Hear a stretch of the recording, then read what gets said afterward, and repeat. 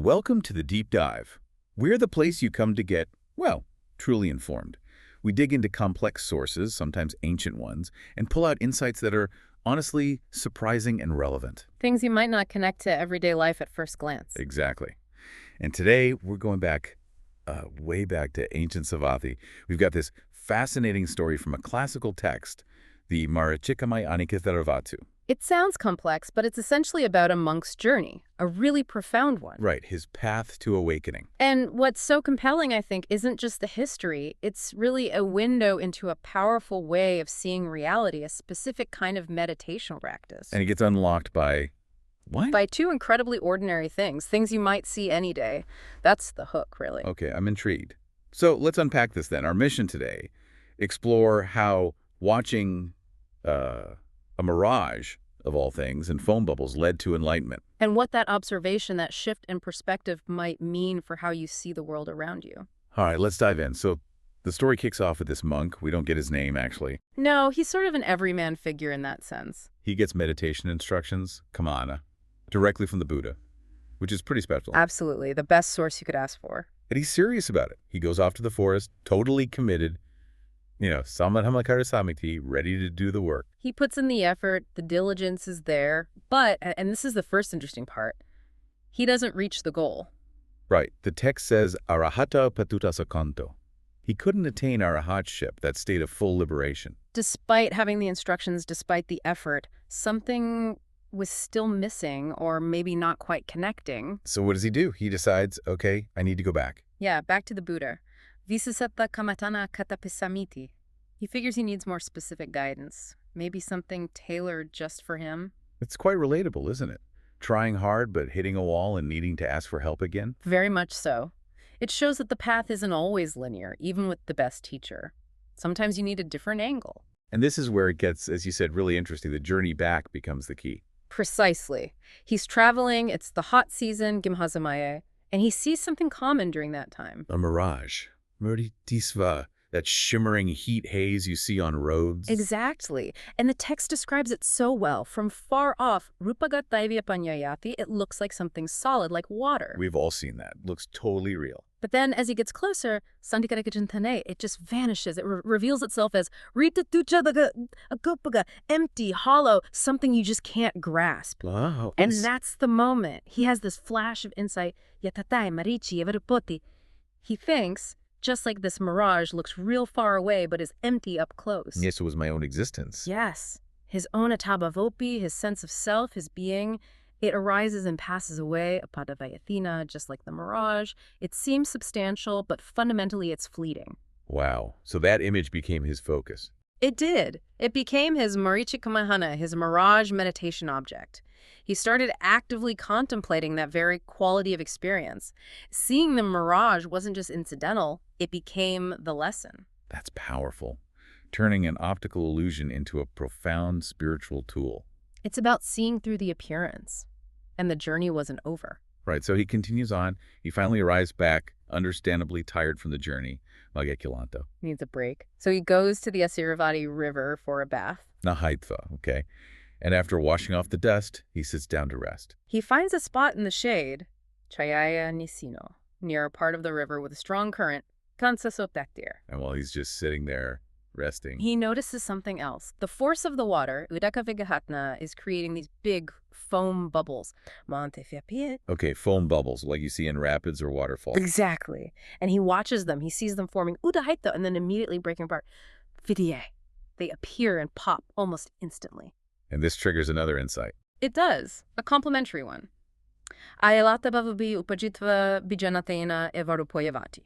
He grasps, okay, my existence is also like these foam bubbles. Arising and immediately breaking up. Yes. It solidified the insight from the mirage, but maybe added this sense of immediacy, fragility. The mirage is about illusory appearance. The foam is about the instant dissolution of what appears. So the mirage shows the emptiness behind the appearance, and the foam shows the constant, rapid change. That's a great way to put it. One highlights the lack of substance, the other the incredibly rapid arising and ceasing. Together they paint a very complete picture of impermanence. And the Buddha knew this was happening. Apparently so. The text says the Buddha, just staying in his perfumed hut, the Gantakui, perceived the monk's state of mind, his breakthroughs. Without the monk even saying anything yet. Seems like it. He tuned in, saw the monk's realizations, and affirmed them. What did he say? He essentially confirmed it. Ivameva bhikkhu. Yes, monk. Ivabhavayata bhavo. This self-existence is just like that. Vibhitafavaya maricivia. Like a foam bubble, like a mirage. Its nature is. Upajana bijana sabhavo. Having the very nature of arising and breaking up. A direct validation. And then comes the verse, the gatha. Can you recite it again? Sure. It's Vipama kayamima viditva marisidama aphisamutano chitpana morasa papufakani adasana makurasa gachiti. Okay, that packs a punch. Let's break that down. It really does. It's incredibly dense with meaning. So, vipame, like foam. It connects to the bubbles he saw. Exactly. And it specifically refers to the body, kaya. The idea is the body, this collection of parts, hair, skin, etc., is weak, fragile, temporary. Abaladubalanadhanyattavakalekattena. Just like foam, it looks like something, but it's inherently unstable and short-lived. Got it. And the next part. Marīcikammaṭṭhānika. That's the mirage-like nature, remembering how the mirage seems real but isn't graspable. Right. Empty up close. So this points to the body's, or maybe experiences, momentary nature. It appears for a moment, then it's gone. It's this fleeting manifestation. Okay, so body like foam, experience like a mirage, then marasa papupakani. That sounds ominous. Maraz, flowers. Yeah, papufakani can mean flowers, but here it's interpreted as the lures or snares of Mara. Mara represents, the forces of temptation, delusion, death, everything that keeps us stuck in the cycle of suffering. So these flowers are?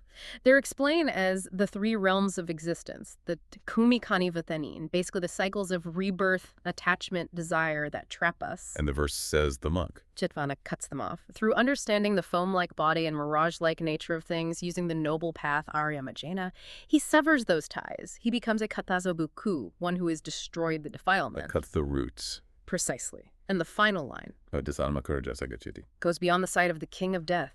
Makuja is the king of death, another aspect of Mara. So reaching immortality. Nibbana. Exactly. Achieving amata mahanibbana, the deathless state, liberation. Complete freedom from that cycle. Wow. So that short verse ties together the foam, the mirage, cutting off attachments, and achieving ultimate freedom. It perfectly encapsulates the whole path sparked by those simple observations. It shows how seeing reality clearly as impermanent and insubstantial is the way to cut through delusion and reach liberation. It's like realizing, that argument you had yesterday, it feels so solid, so real. But seen through this lens, it's maybe just a foam bubble that already popped. That's a great modern analogy. It loses its grip on you when you see its transient nature. And the result for the monk. After hearing this verse. Instantaneous, according to the text. Gatha Paryasani. At the very end of the verse, he attained arhatship. Full awakening. And not just basic awakening, right? Yo, saha paisamhidahi, complete with the analytical knowledges. A very profound and complete realization. Incredible. And his reaction? Pure gratitude. He just praised the Buddha, extolled his virtues, paid homage. Themento vancento vendento akatoti. A recognition of the guidance that led him there. What a story. From struggling in the forest to seeing a mirage, seeing foam, hearing that verse, and boom.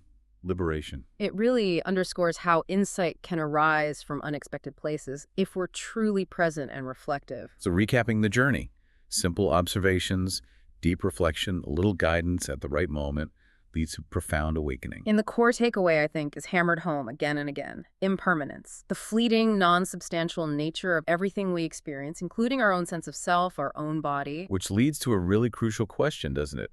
If our bodies, our thoughts, our feelings are like mirages, like foam, what does that mean for how we live? It really challenges our tendency to cling, doesn't it? If everything is inherently fleeting and lacks solid substance, what are we actually holding on to? And why does letting go feel so hard, yet is pointed to as the path to peace? Right.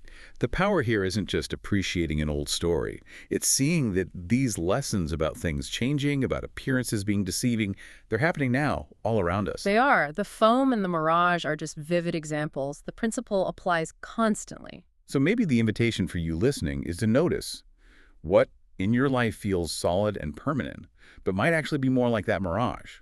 What feels overwhelming, but might be more like a foam bubble about to dissolve. How might seeing things that way shift your perspective, maybe reduce some stress or attachment?